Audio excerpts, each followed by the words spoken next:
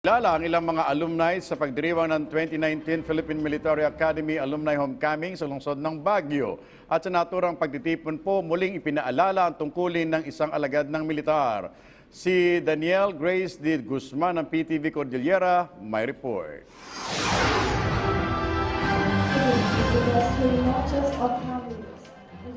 Matapos magpakitang gilas ang mga kasapi ng PNP Skydiving Team, formal nang nagsimula ang pagdiriwang ng 2019 Philippine Military Academy Alumni Homecoming dito sa Fort del Pilar, lungsod ng Baguio.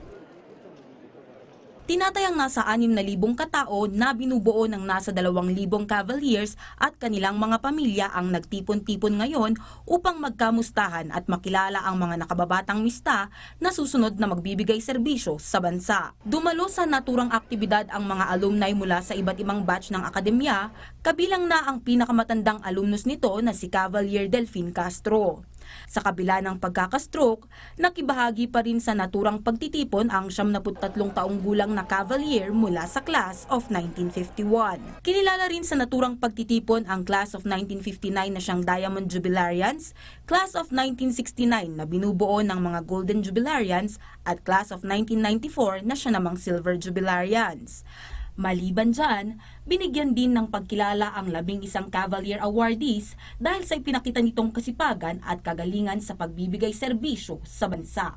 Kabilang sa mga binigyang pagkilala ngayong taon sina PNP Chief Director General Oscar Albayalde at NCRPO Chief Guillermo Lorenzo Eliazar. Talumpati naman ng alumnus at nagsilbing panauhing pandangal na si DNR Secretary Roy Cimatu, binigyang diin niya ang kahalagahan ng pagkakaroon ng political will ng isang alagad ng militar. If one passed plebhood, one had acquired a character imbued with a strong will, political will if you may, a will that does not wilt under pressure.